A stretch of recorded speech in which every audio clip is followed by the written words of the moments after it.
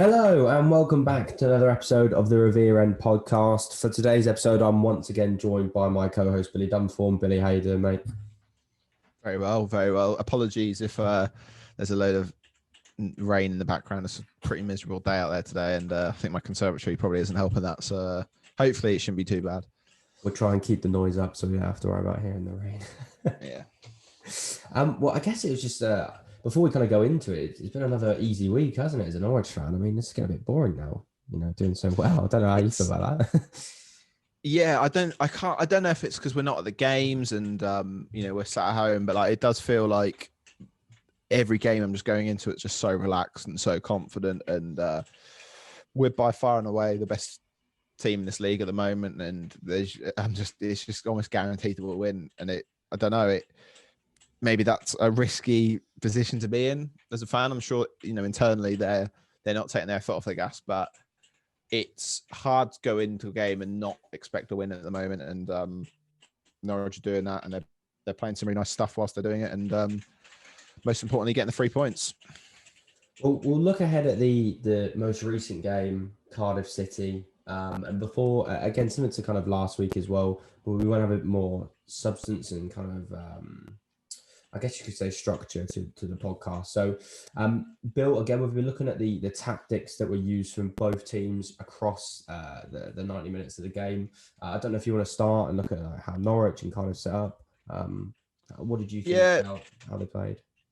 It was kind of the same old from Norwich, the 4-2-3-1, which we know that they play. And I guess the only notable difference was with Todd Cantwell, because he plays quite different to maybe Hernandez, Plaqueta, or Martin, who we've seen on that side this season as well. But he was far more happy to play in those half spaces and operate more centrally. And I think the way Cardiff went about the game really just played into Todd's hands. It was a bizarre approach from Cardiff. They were in this from sort of seemed to change like 4-4-2 to a 4-2-3-1 at times. And I think by the sounds of it, going by what Neil Harris, their manager, said, it does appear that they were struggling for fitness and the quick turnaround and the travelling and stuff. And Norwich have been in that position themselves this season where you don't quite have that zip about you and the energy. And the I suppose result of that was Cardiff playing quite high and trying, almost looking like they're in a position to press and be quite proactive on that front, but just not, quite simply, just not having the energy to do it. And that basically resulted in a lot of space in between the lines. They didn't play with like a defensive midfielder or an attacking midfielder really. So players like Kenny McLean and Todd Cantwell and Ebi Wendia were just operating over like between between the lines and in those half spaces and just finding so much space and time. And we'll talk more about them in due course. But I think a prime example of that is Todd Cantwell's goal. I mean, he's taken a touch, turned, knocked it out of his feet and put it in the top corner, and he's about 25 yards away from goal. I don't think you get that type of space and that time ever, really, especially in this league. And Norwich have found it so hard to find space in games because of the way teams play. And when you play like that, I tweeted it out during the game that giving us space and time is just suicide, because it's only going to end one way, and Norwich just took advantage of that. And it probably could have been a little bit more comfortable, but I think that is now our joint most convincing sort of scoreline, isn't it? The Bristol City game was the other one where there was 2 goals. Yeah. It's not the best position to be in. I think we all would like a 3 or a 4 every now and then, but maybe you take, if you compare it to Norwich in recent seasons or when we went up, Norwich aren't blowing teams away, but they're a lot more consistent and a lot more controlled, and that's probably a bit more of a healthy way to go up, because you're not basically leaving yourself open for counter-attacks. I think definitely, just to take it back to the Neil Harris interview, it was a very humble interview afterwards, and I think it was quite telling as well, just the quality that Norwich have and how easy it was for us. I mean, he kind of went around the point of saying that we were the best team they'd faced. I think he kind of alluded to the fact that they'd played Watford and Bournemouth. I think they've drawn with both of them. And he kind of said, even though obviously they were legging it, that was the kind of term he used, the quality difference was definitely there, and he was alluding to Buendia and Cantwell and the individual quality they had. And And I think, to be fair, you've got to be looking at breaking the 40-point barrier already, averaging something like 2.1 points a game. I mean, tactically, we're always so used to Norwich kind of playing always the same way, but it's like an unbreakable formula. Daniel Farker really must have the easiest job right now. He kind of goes, yeah, just play how you did last week, and play how you did the other day, and it's just working a treat, right? I think that the high line was definitely really weird. I mean, I don't know the exact graph. Maybe we'll try and pop it on the screen if you're watching on YouTube right now, but the average positions for each player was hilarious. I mean, what was it? Sean Morrison, who was their number 4, is like inside our half as his average position. So he was playing averagely, like averagely speaking, he was playing alongside the two central midfielders. Yeah, it was like bizarre, it's crazy.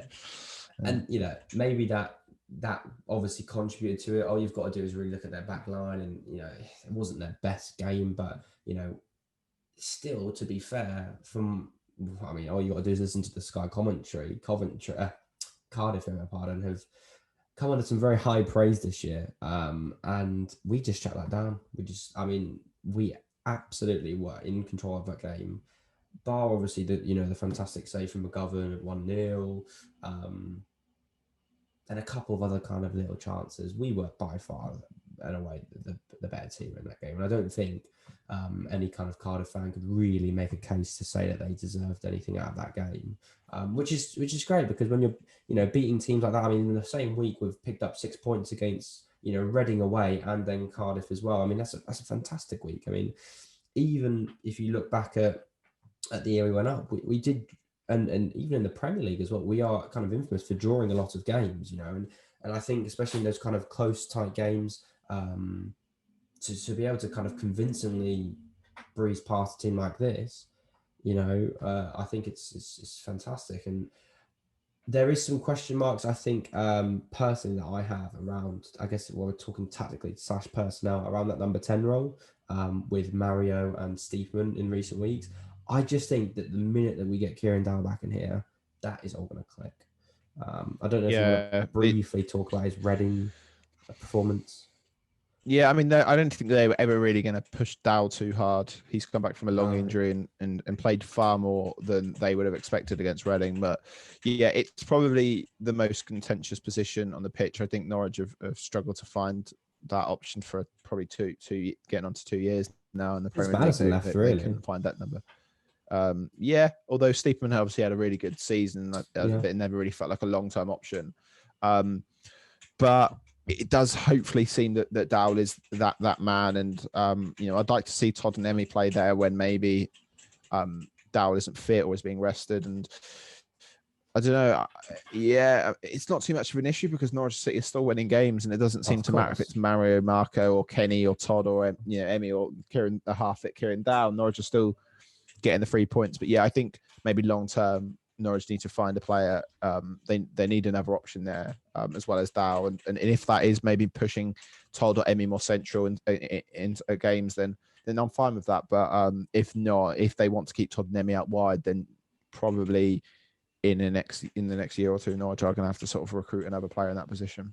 No, definitely, and I guess we've kind of already mentioned him a lot, and it was, in terms of with Todd and Emmy, it really was their show, wasn't it? And I guess to kind of look at the individual player performances, if we start with Todd, now it kind of felt like what hopefully is going to be the start of a real surge in form from him, because obviously he hasn't really played a huge amount of games this year. I don't know if this is wrong, but he's only started like 6 or 7 games for us this season. So I felt like it was a really big step for him, because if we cast our mind back to the year we went up, Todd didn't really play a part at all.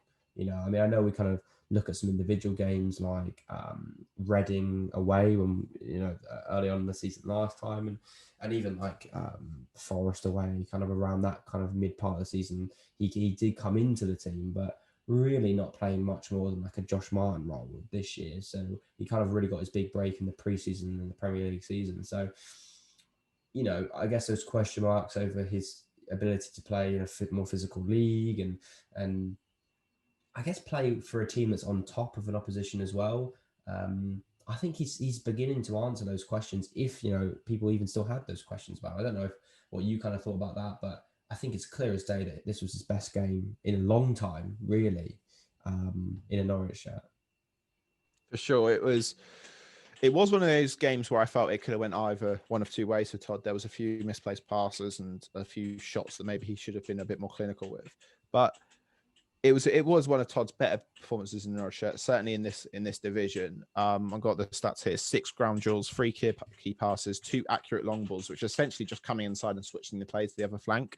2 tackles as well, which is really positive, and 1 spectacular finish, which we briefly mentioned earlier. I mean, Todd's an interesting one. Todd is a player who receives more criticism and more focus than any other player in a Norwich City shirt.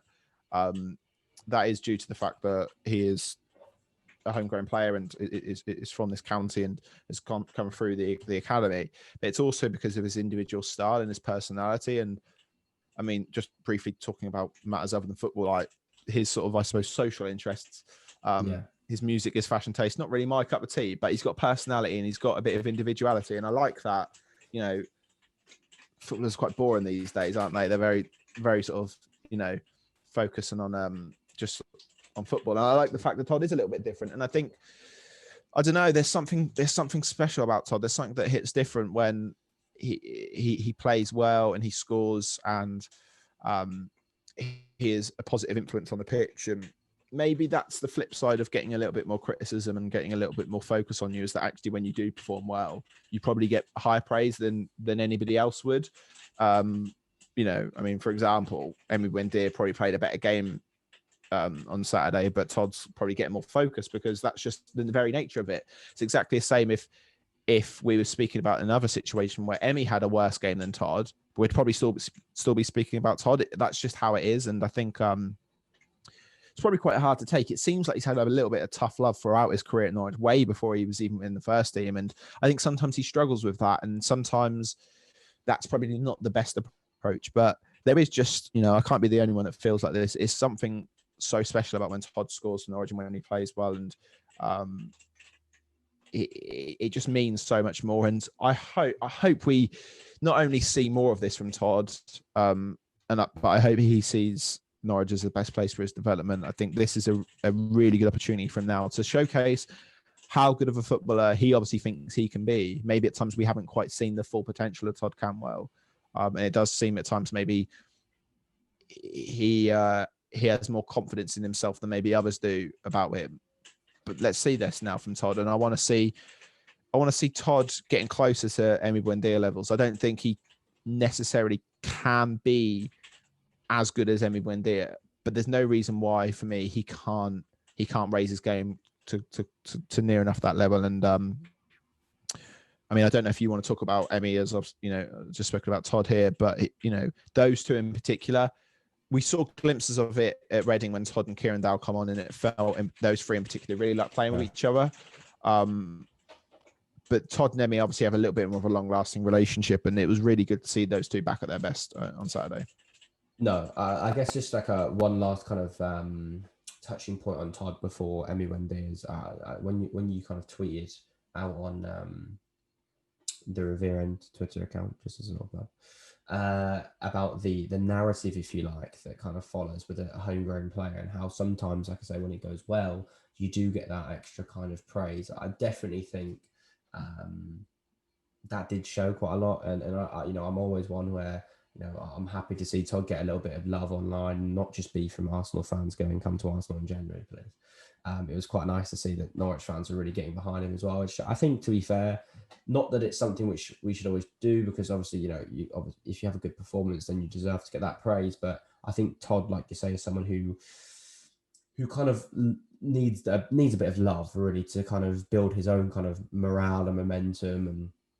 And I think so that was really nice to see. And I think long term, it's definitely going to benefit him.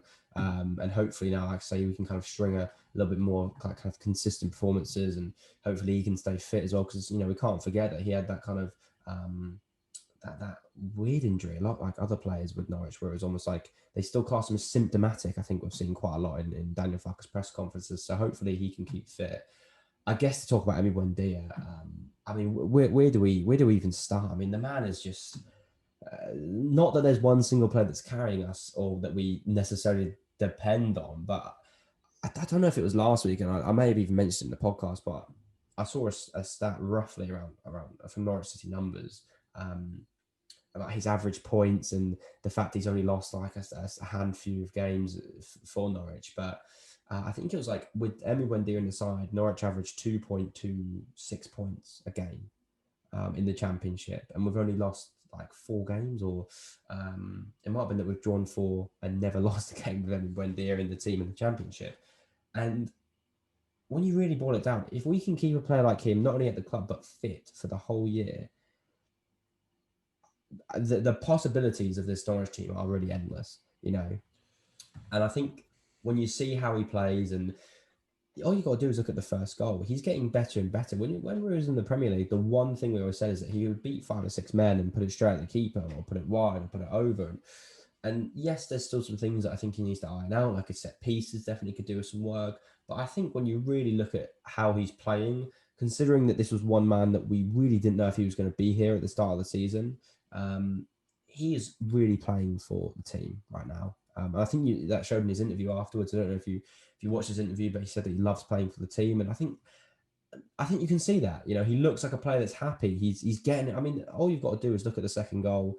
Don't get me wrong; it was a lovely, lovely bit of play from us to play out the back, and you know, however many passes it was. But when he got into the midfield, there was 4 Cardiff men that circled around him, and he's drawn all of those men in, played one ball through the middle, and obviously it's a moment of brilliance from Todd Cantwell. But Buendia is scaring the life out of every Championship team right now, and he's only going to get better and better. And I think that's the great thing for me. I mean, I'll let you kind of go into the stats side of thing with how he's played today, but I guess just as a you know, a reflection of how he's been not only this season but in this game, this man is by far, I would say, the best player in this division, hands down. Yeah, and I think we've spoke about this topic before, where there was maybe some debate whether he quite was at the top level, and we were sort of comparing himself to players. I think obviously Ben Rama's now left the Championship, and maybe there is more of an argument to say Buendia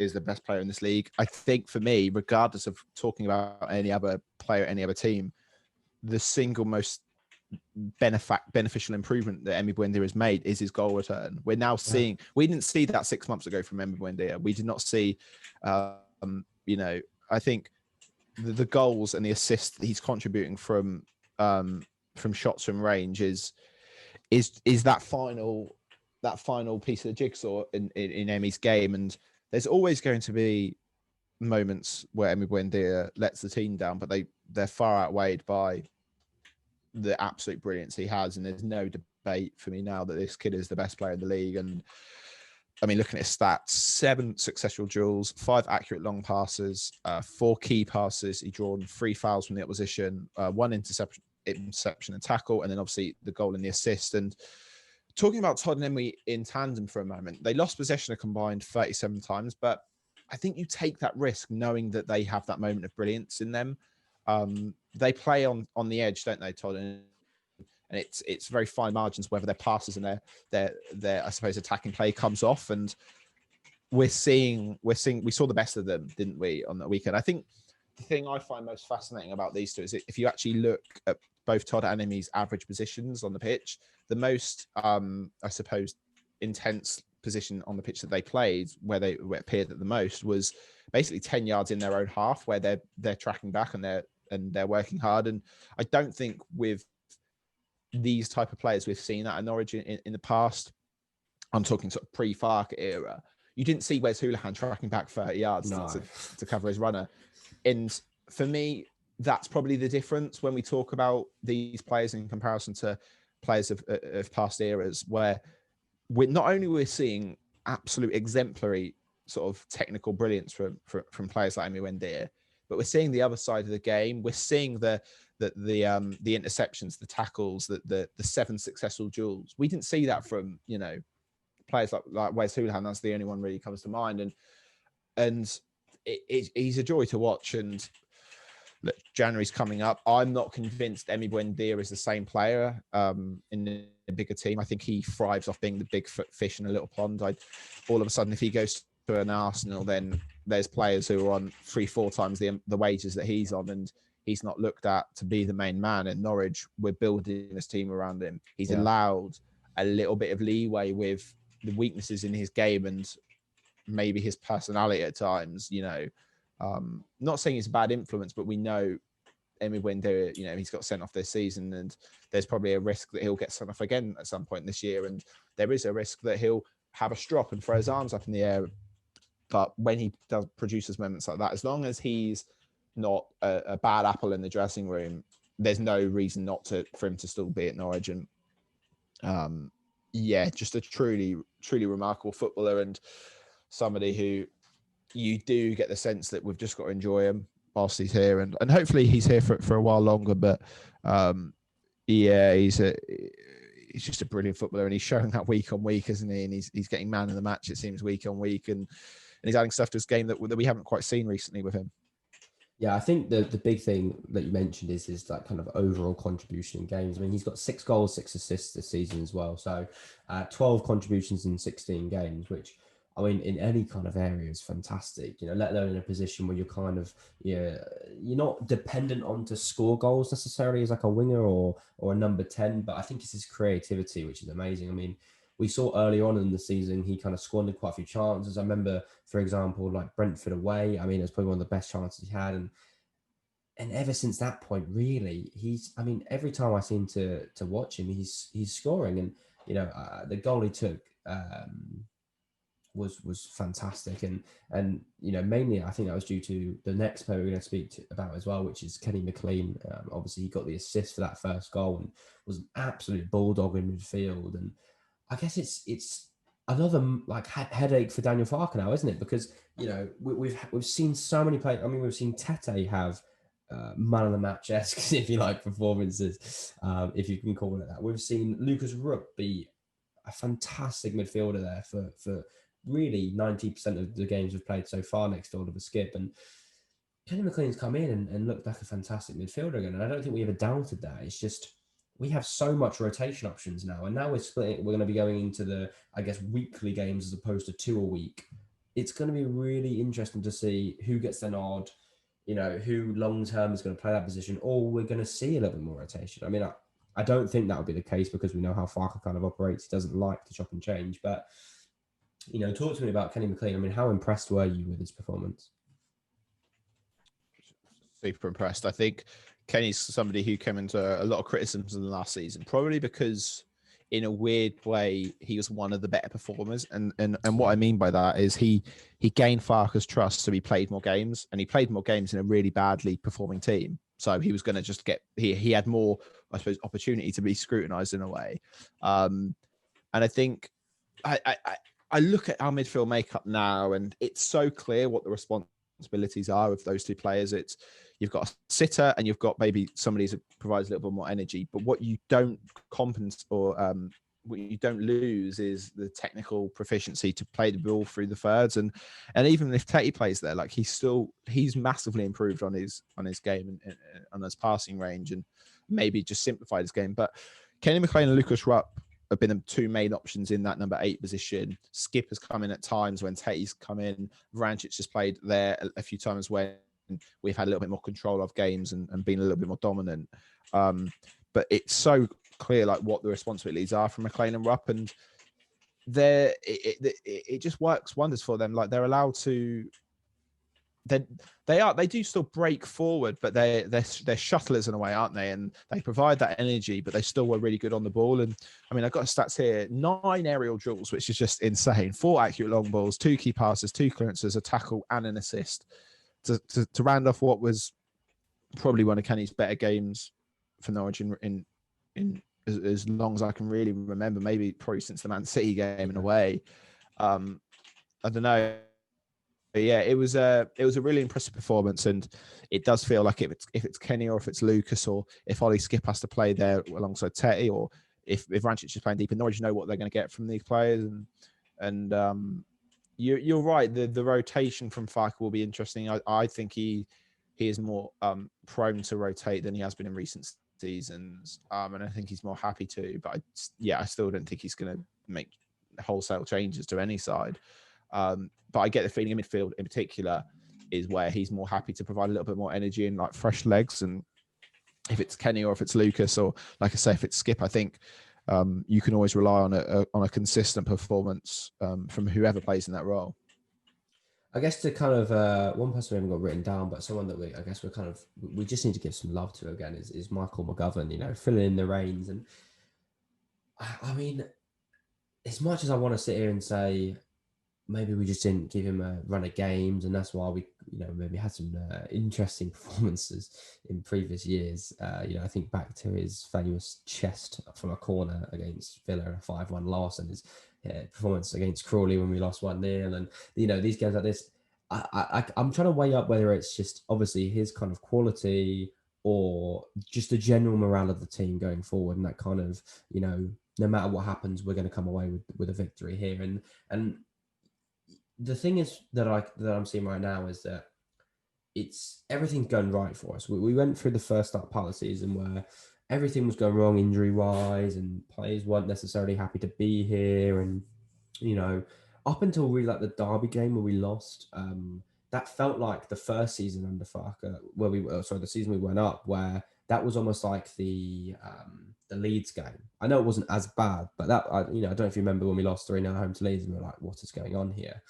And it felt a little bit like that, and that was kind of like the turning point. And obviously that since then, injuries still haven't been a blissful thing for us, but who would have thought players like Michael McGovern would have been really adding that question now?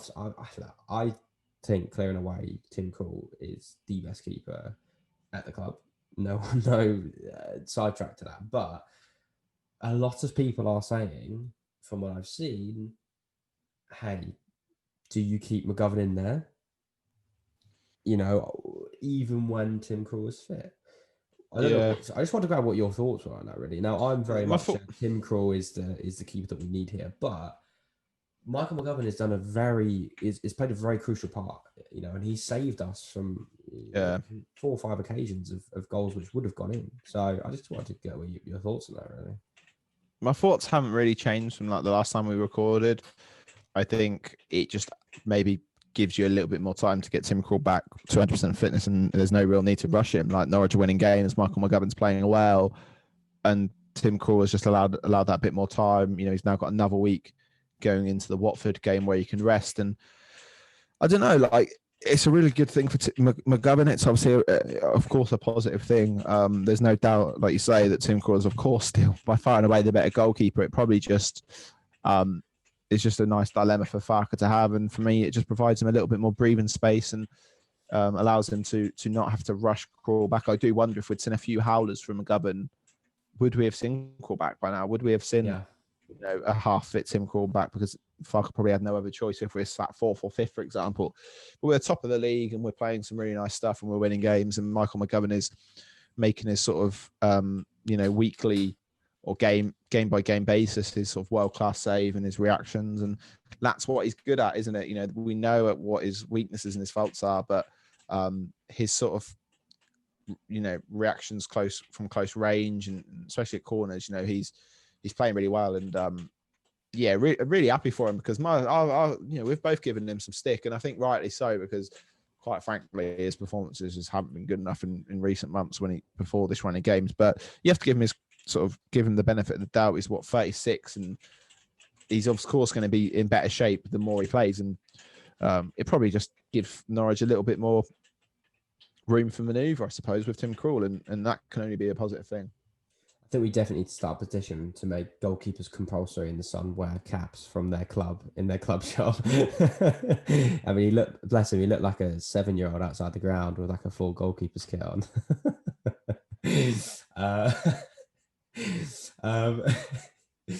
I guess one just kind of like final thing I wanted to say about specifically McGovern and McLean is, I think, to be fair, we've been very fortunate and kind of in a weird way credit their kind of not falling out of favor, but I guess these are two players that haven't played a lot recently, and I feel like they've come in at a very high level, and I think that could be due. And I don't know again if you agree with this, but due to the fact that they still play a part to a degree for their country. I think Kenny McLean in particular, I don't think if he had his surge with Scotland and playing a really pivotal role back-to-back games when he scored the winning penalty, and to get them through to the Euros, I believe, I think it was.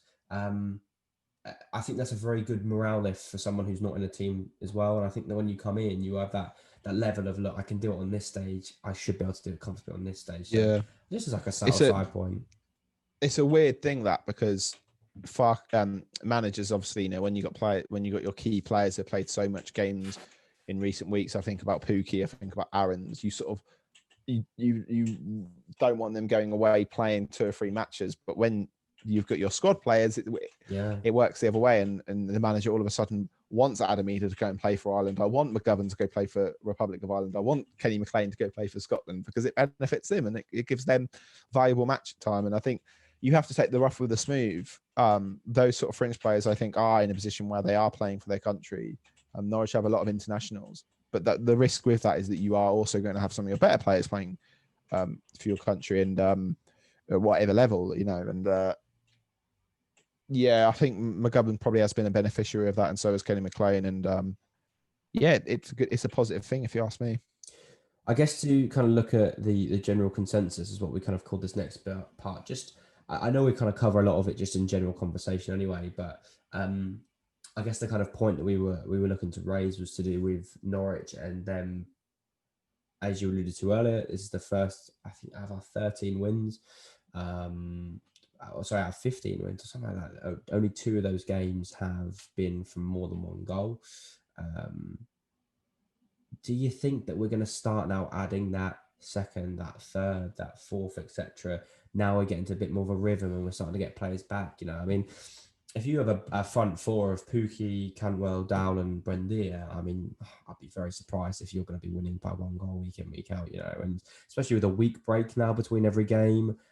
I mean, what are your thoughts on that? Yeah, I think maybe we're going to start to see that little bit sort of turning quality. You're going to start seeing games won by more of a generous margin, if you like, and be a little bit more comfortable. I think you'd hope that adding so much quality back and adding sort of fitness and minutes into players' legs that you are going to see that extra quality be shown. And I think it's not like everybody's coming back at once. Like, it's going to be staggered, and players are going to be able to be given the opportunity to get up to speed. And obviously, with the 5 substitutes and the 9 on the bench rule, that Norwich can, put players on the bench knowing full well they won't come on, just to sort of reintegrate them, really. And I think Norwich will start to add that quality to the game. I think there is, of course, that air of you want to be careful about how confident you are. Maybe I'm finding myself getting a little bit too carried away at times, but it's hard not to, because we were winning games in such a problematic situation. We're now coming towards the end and coming out of that problematic situation, and we're looking even better. And it just looks like Norwich are only going one way. And I think, it's been a tough few months, but Norwich just, have proved they're the best side in the league. And I think that'll probably be, hopefully, just be shown on a grander scale as time goes on. As our minute moment this week, we've decided to pick Timo Pukki and his eventful day, let's just say. I mean, don't get me wrong, he didn't look his typical self in front of goal, but I think, to be fair, obviously, congratulations on having a child anyway, but something I haven't done yet, so I have no idea how hard that is, but he did look, bless him, like he was absolutely exhausted, didn't he? Yeah, it was bizarre that he came off so late. Norwich was 2-0. Yeah. As soon as Todd's goal went in, I would have just stuck Hugo on, because not only is Pookie shattered from his wife giving birth and probably getting no sleep, he's also played so much football. Just give Hugo a run out. I don't know. It does, maybe just begs the question: does Farke fully trust Hugo anything than a sort of cameo at this rate? I don't know. It was bizarre, and we know Farke doesn't make early substitutions, but you did just feel for him. Just take the lad off, just give him a break, and. I think if Pookie had a full night's sleep and didn't have, that distraction of giving a baby, how selfish, honestly, then I think he probably would be coming home with, at least with a goal, and potentially even with a match ball, because he was outstanding. Apart from that, just last moment and in front of goal. And yeah, of course, like, congratulations. And I think what Farker said pre-match, some things are just bigger than football. And, it's Norwich is still managing to win games even when things like that happen. And that was an interesting probably 24 hours for Pookie, to say the least. I think everyone was holding out for the Pookie goal, followed by the typical Ronaldo baby rocker celebration. Not that you haven't heard that about a million times through commentary and Twitter that day, but I think it was a shame that didn't happen. I was just upset. I was just upset we didn't hear more of the Teemu Pookie's baby chant. I think that would have worked wonders. Yeah, no, absolutely. Yeah, I mean, who would have known? With a normal situation with the crowd in there, I'm sure it would have been definitely thrown around a couple of times. I guess to look ahead to our next game, and a very big game indeed. Watford away, isn't it? Watford is away this week. I think so. Or Boxing Day, if you like. Wow. I mean, obviously, it's been an interesting week for Watford, whether you agree with it or not. And the bizarre policy with managers, they've decided to sack one after winning Manager of the Month last month. You make that up. I think he's only lost one game since that Manager of the Month as well, which is, again, leaves them in a scenario where they're now hired. It was a Spanish manager from the Georgian League. God knows. Obviously, that really throws a huge curveball for us now. Because what do we expect? Are we expecting the team entirely could change? Obviously, you've got that kind of, all right, if I do get the chance, I want to prove why I should be here. You're always going to kind of something kick up, but I mean, it's going to be really weird, isn't it, for us? You can't really prep for this. Yeah, it's a weird time to do it. Like, I was reading some of the Watford fans' comments, and by the sounds of it, it does appear that results maybe were sort of masking over how bad the performances were, which, is something that as fans, unless you watch your team week in, week out, we've been in that position, haven't we, where Chris Hughton got the highest finish in the club's recent history, and it is probably the worst time, the most boring, mundane time as an Norwich fan. So I think you can sympathise with that in some degree. I think Watford do just come under so much criticism because their philosophy as a club is just so bizarre, and it maybe makes you a little bit more thankful and a little bit more grateful of how Norwich operate. But given like the time of year, if it was any other time, I think it would probably be a wise decision to get that full week of like preparation. But there's going to be so much distraction around just it being Christmas, basically.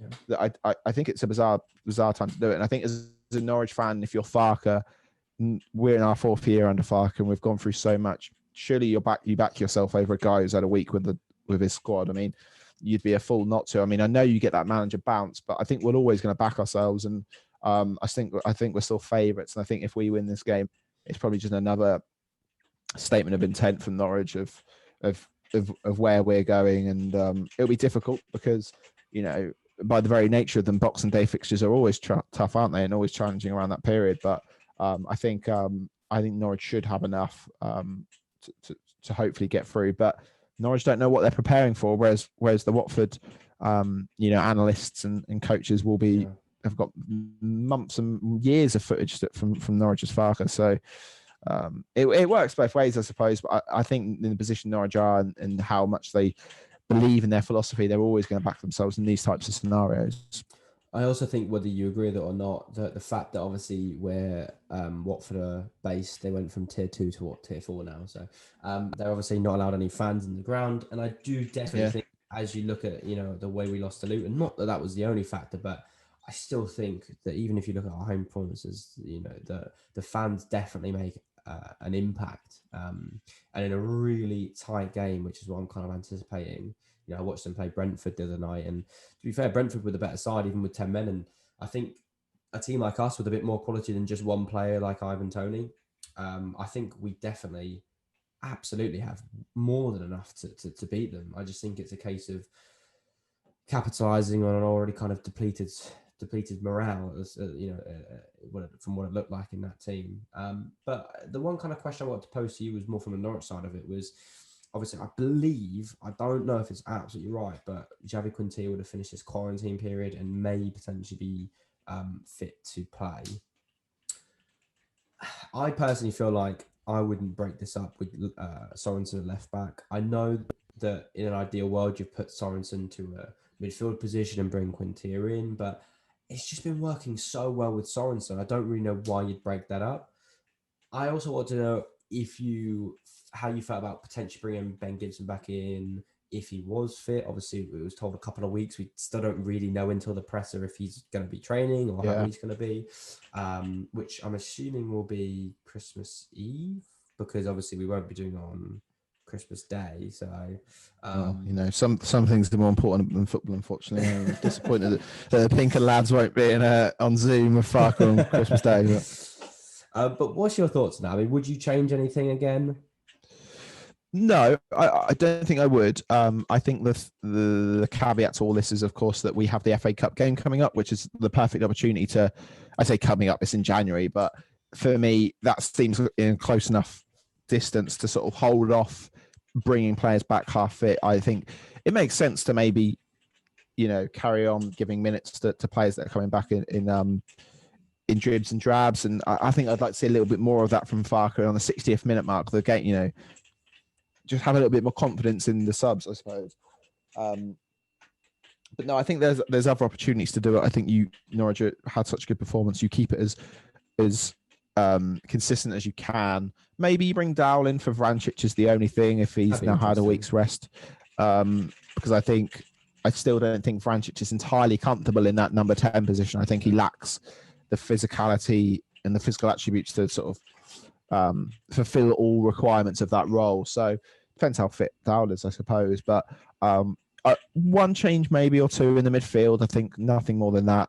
I think disrupting the defence after a clean sheet would be a little bit harsh. And like I say, you have that FA Cup game coming up in a few weeks, doesn't it? I think it's the 9th of January. So it's not too far off, and it allows Norwich to maybe hold off rushing back Quintia.